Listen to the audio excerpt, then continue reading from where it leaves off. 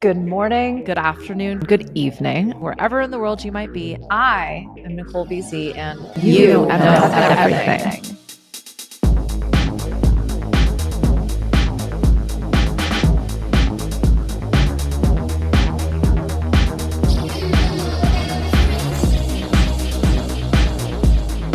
Hi, welcome back to your favorite topic, cash flow management and business.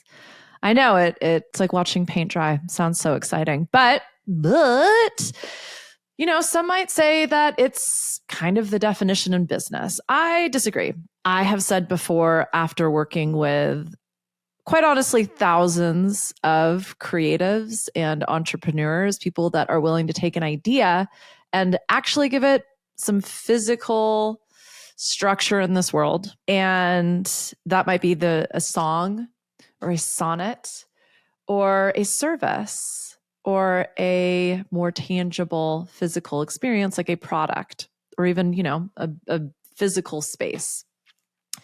And what do all of those people have in common? They took themselves seriously. They took their ideas seriously. So that is my definition of business, that I'm actually willing to take something so seriously, it becomes its own thing, right? It stands alone. Now, in our current capitalist, colonialist, patriarchal structures within which we all get to operate, unless you're living off grid, in which case you're not listening to this. So I'm going to ignore you. Oftentimes business becomes associated with transacting value.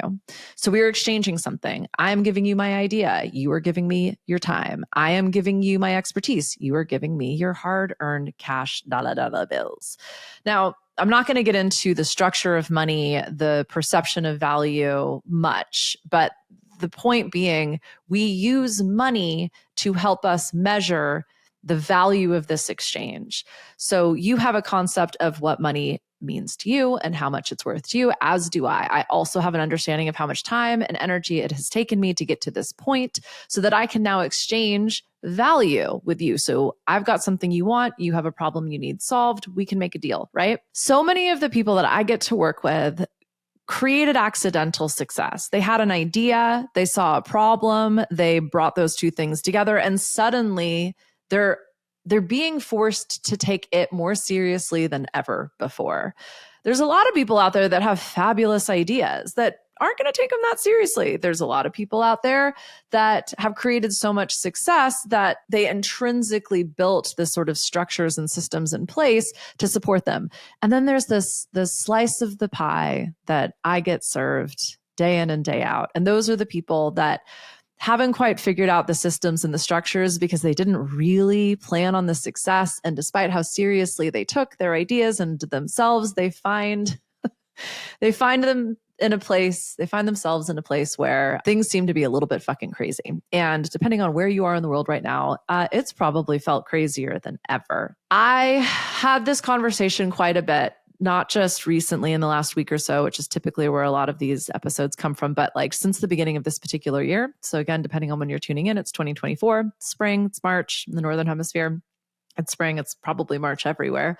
I can get very sort of esoteric and very energetic. So I kind of try and keep these podcast episodes a little bit bigger picture so that they can apply to you when you're listening. But cash flow management really does influence all of our lives, again, because we chose to exist within these systems and structures. And so if you feel like things have changed dramatically, they have. If you feel like the systems and structures you've employed up until this point are no longer supporting you, that's real. And if you're not sure where to from here, because things seem to be getting more and more unpredictable and more uncertain, I encourage you to listen, because at the end of the day, cash flow management is truly just about that. It's about the flow of currency. So there is a current, there is an energy that is constantly flowing. And when we try to derive value out of that, then we can start to understand how it goes in and it goes out. And we can make that as meaningful as we need to, or as, like, I was going to say victimizy. That's not a real word, but we can understand how this is going to impact us, both negatively and positively. And I don't mean that in good or bad. I mean that like literally there will be less flow sometimes and there will be more flow sometimes. And then how we navigate that that title experience. Because as you move through your own life, you will start to develop certain habits, especially when things feel negative, less than, there's less flow occurring. And when they feel more so, there's also going to be some subconscious shit going on there. So sometimes when we have way too much, we do crazy stuff. Sometimes when we have too little, we do crazy stuff.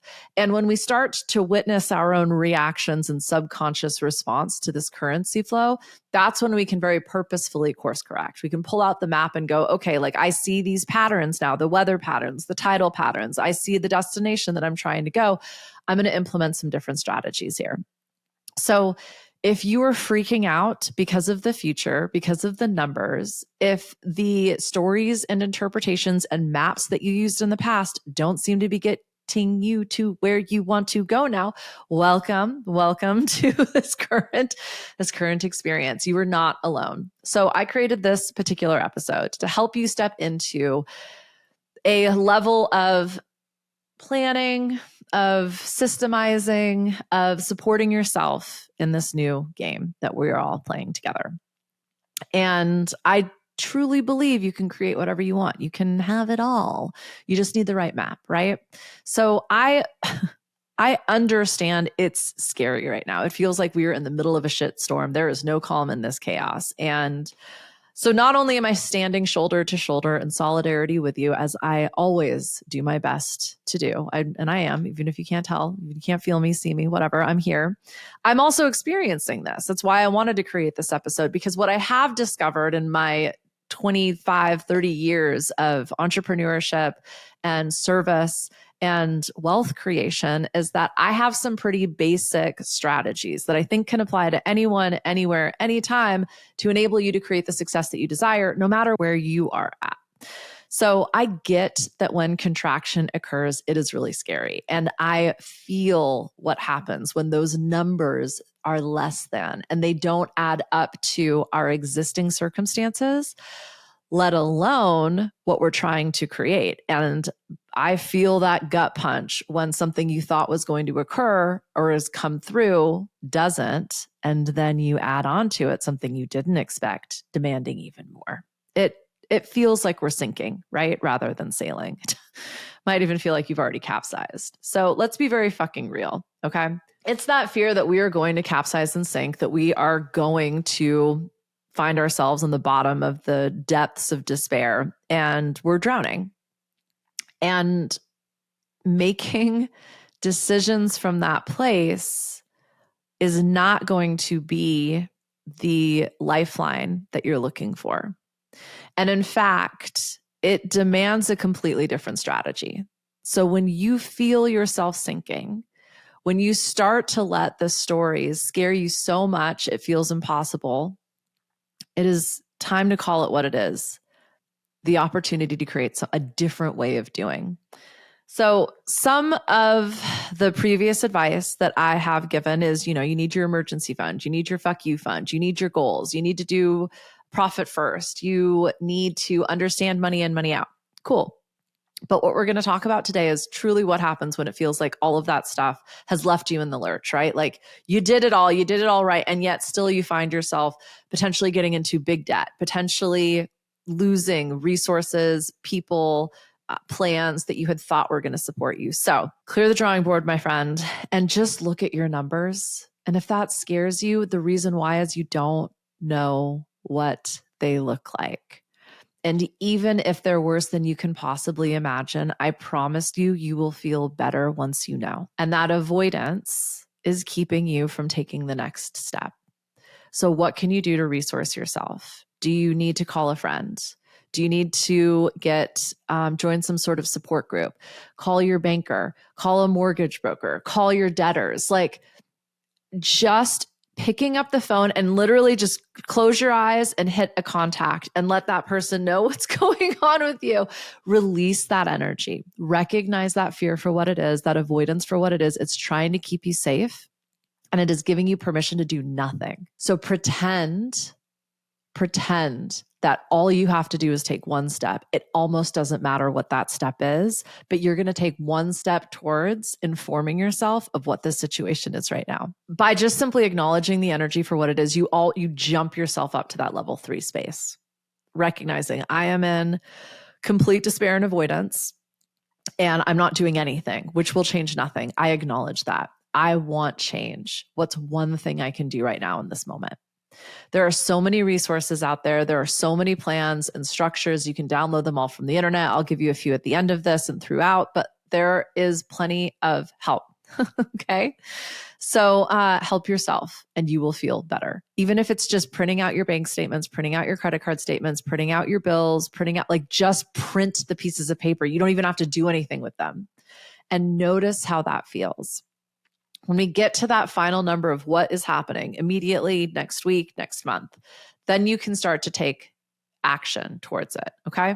I'm not going to get into that. What I want to do is kind of what happens after that. But I would love to know if that helps, if you're feeling that overwhelmed with things, that just by simply giving yourself some clarity on what that overwhelm actually looks like, does that shift anything for you? In my experience, that's 100% yes, 100% of the time.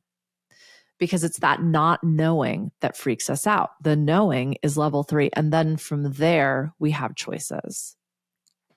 So get an advisor, get some help. If you are finding yourself unable to do the things you need to do to just make yourself feel safe, just let someone know that. Email me, hello@NicoleBZ.com. Like, it can literally be that simple.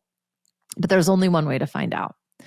If you feel like you can't afford help and support, I would ask yourself, how true is that? Is there no one in your life that you can call? I mean, that's just not true, because if you're listening to this, hi, hello, my name is Nicole. I'm here to help. Like, I'm not going to charge you to email me, right?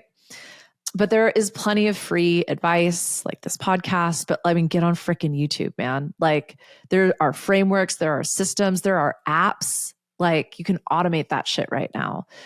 When you put one resource in place, it will shift your energy around this. You will notice different thoughts and feelings. It will set you on a different trajectory. And again, it can be that simple. Get a bookkeeper. Okay. I'm going to spend some time on this one, because most of the people that I work with have so much shame around money. Because most of us have so much shame around money. This is kind of why I love crypto. It really helped me tune into the shame, the guilt, the FOMO, and the greed that I have around money. I have wildly unhealthy risk tolerance. I don't know where that came from. But I take crazy, insane fucking risks. It's easier for me because I don't have kids.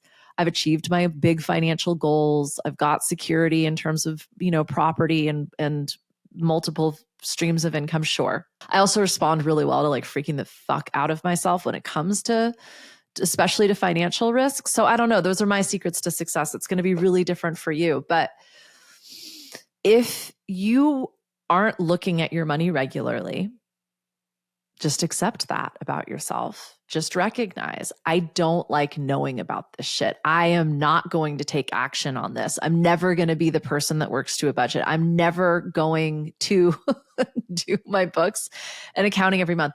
My friends, you can get a bookkeeper for less than $100. I mean, for like maybe $100 a month. Okay. You can. Don't believe me? Again, hit me the fuck up. I can point you in the right direction. If you can't afford $100 a month to take care of your finances, what are you doing? Like, what are you spending your money on? And this isn't to make you feel guilty. Like, truly, I'm fucking curious, because I don't think you're listening to this if you are like living in poverty.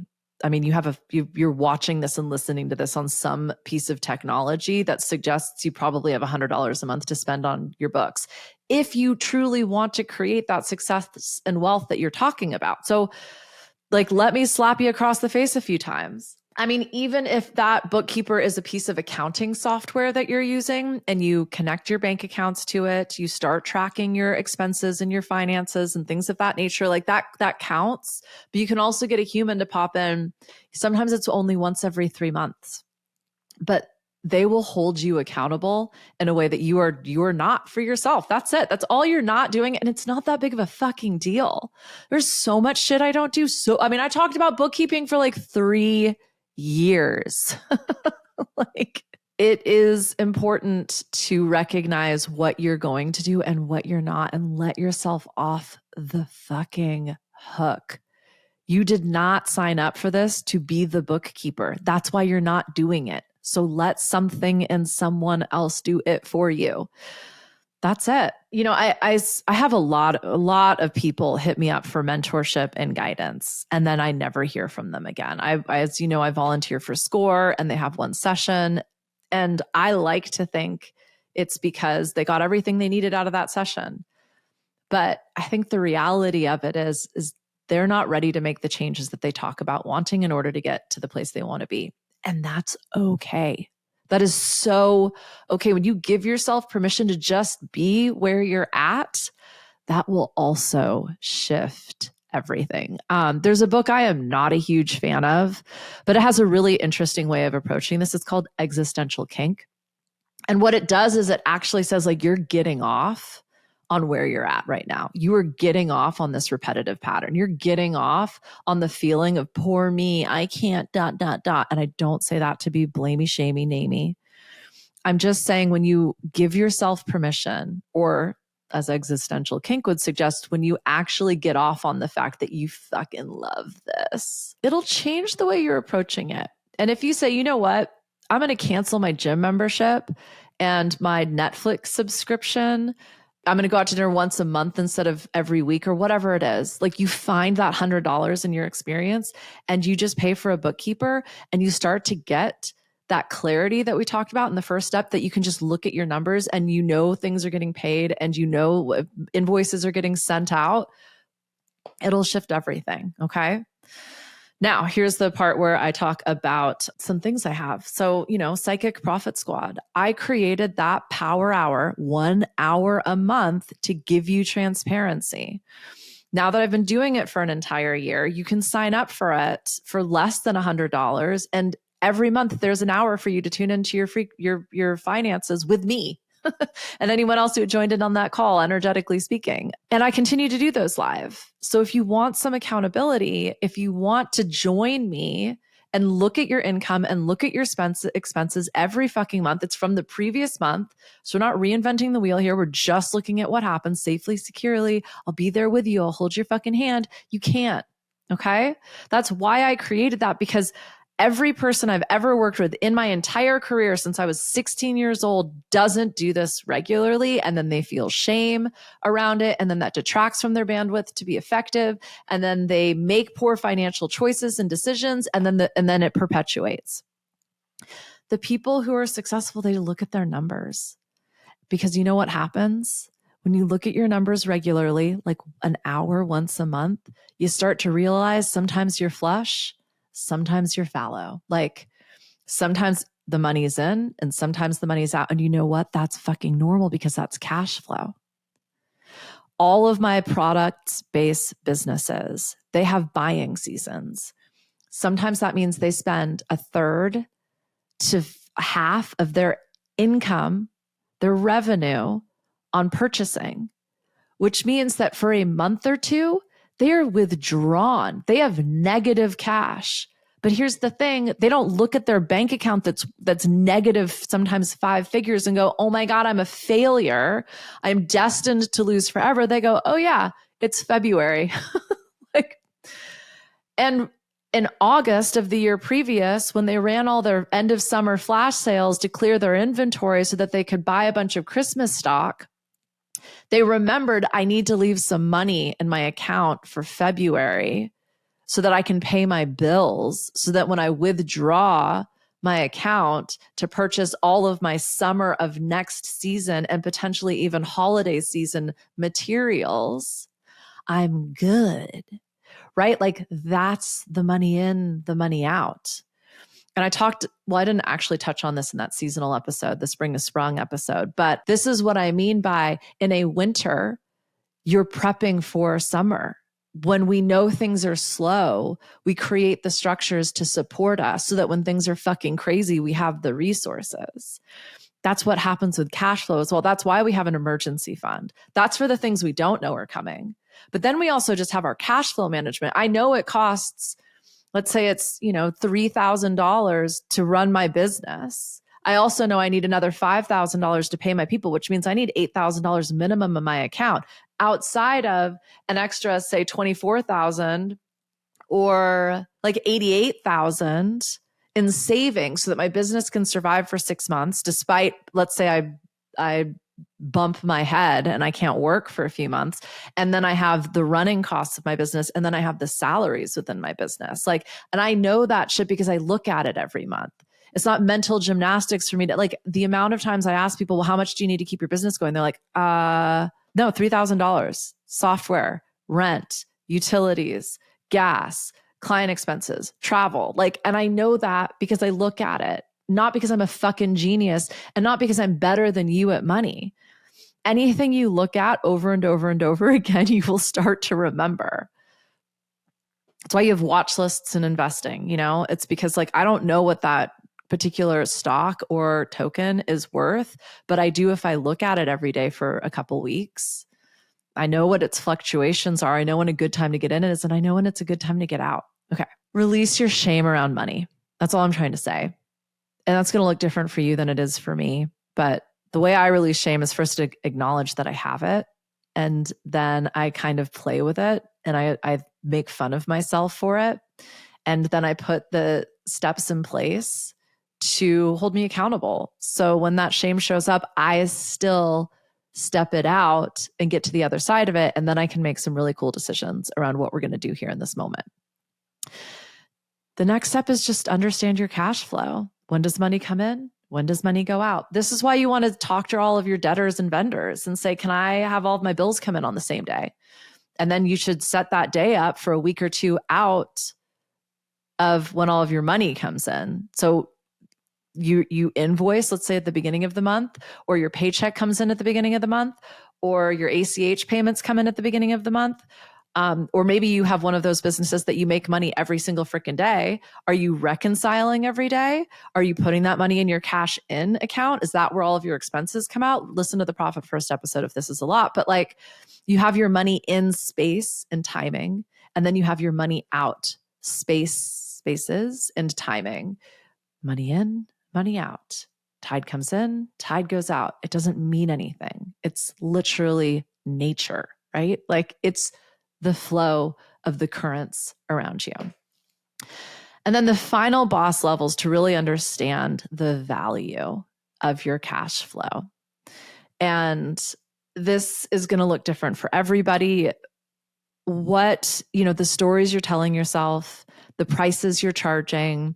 For some of us, we just raise our prices every year. It's just what happens. For others of us, we raise our prices when it feels like the right time to raise our prices. We also lower our prices for similar reasons. But what the challenge is when you lower your price reactively because you're freaking out about the story you've told yourself in regards to your flow. When things feel really uncertain and unpredictable, and we're in a place of contraction, we might lower our value. And then all of a sudden, we've now set ourselves up for this repeating pattern that we perceive ourselves as less valuable because of the story we told ourselves. Then they perceive you, your customers, clients, buyers think you're less valuable, and they don't want to give you more money, which isn't going to get you out of this cycle of negative cash flow, right? So it's fun to reward people and to surprise people if it's part of a strategy.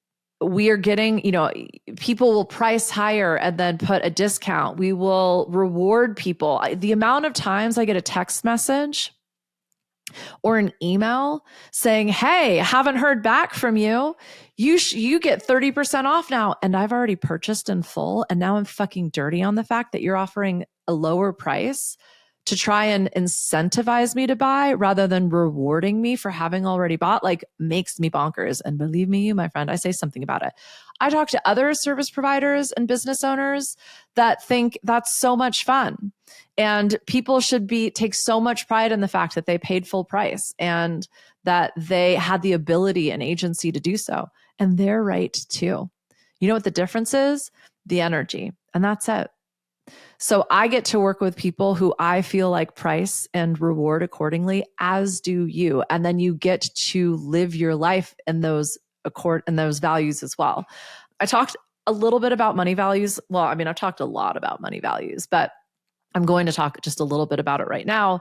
If that experience feels malleable, like you don't know where you sit in terms of pricing, or you don't know why you would discount or reward someone based on value, have a look at your money values. It's a pretty simple exercise. I definitely have a podcast episode. So that's the first one that I'll talk to you about. It has a lot to do with what you spend your money on and what then your priorities are. I believe from memory, growth, excellence, beauty, and development. Growth and development being different in the sense that development is more of like an internal resourcing exercise. Growth is like external goal-oriented exercise for me. That if I look at what I spend my money on, it is learning, it is self-care, and it is travel. But like those are all to be like the best versions of myself. And it is with the intention of truly creating everything I desire and being the person that can then support and serve in a way that makes me feel like I am the best version of myself, right? That makes it really fucking easy to decide, am I investing in this? Am I not investing in this? Am I over leveraging myself here in order to get myself closer to a desired goal? So I want to just kind of wrap this up, but get an advisor, get a bookkeeper, whether that's an accounting software, an accountant, or an actual literal bookkeeper. Release your shame, understand it, process it, let it go. Understand your own flow, the money in and the money out in your life, and then get very clear on value. That interpretation you have around the value. I mean, money doesn't actually mean anything. And I'm not going to get off on that tangent right now, but the only thing it means is what you attribute to it, the value you attribute to it. This is why some people like nice cars, other people like nice homes, and some of us prefer nice experiences, and we'll live in a whatever ramshackle place because we don't care. That's what I mean by value. Believe it or not, not everybody shares the same values as you. And when you understand your own values, then that will help you understand your own money story. Get clear on your goals, pick a strategy, see how you comply to that strategy, understand your values, because that is why you will or will not stay on track towards your goals, and then adapt accordingly. As you know, the point is not if you hit your goals, you succeed or fail. The point is set a target and then see how close you get to it or how far you overshoot it, and then adapt your strategy. So we're going to talk about the money values episode. I'm already second guessing. I have a couple fun podcasts as well, just on it was the Happy Pocket Full of Money and Love Money Loves You episodes. So that's some really esoteric kind of woo energetic stuff around money. My very first Quantum Business Book Club episode was Napoleon Hill's Think and Be Rich, which is it marries the esoteric and the sort of energetics around money to a pretty real world strategy. But if you want actual tactical implementation, if you want someone else to give you a freaking plan, Ramit Singh, I think is how you pronounce the last name, I Will Teach You to Be Rich. Fantastic. It is a 6-week strategy you can implement. It might take you longer to get through it. No fucking judgment. If you follow that book, you will set yourself up for success in whatever way you define success for you. So join the Psychic Profit Squad. Again, by the time you're listening to this, there will be the pre-recorded in your own time. Watch 12 hours in a row if you want to get on top of stuff. Watch 1 hour whenever you want to think about your money. It gives you real time to work in each episode. There's 15 to 20 minutes of look at your income, look at your expenses. There's some mindset work in there as well to help you just shift and give you some real tools to feel into where you're at with money, what your money story is, and then shift it so that you can do all the things that you want to do. Thank you so much for being here. And I love you. And find me at the BZ channel. Sign up for the Loop. Links are all in the show notes.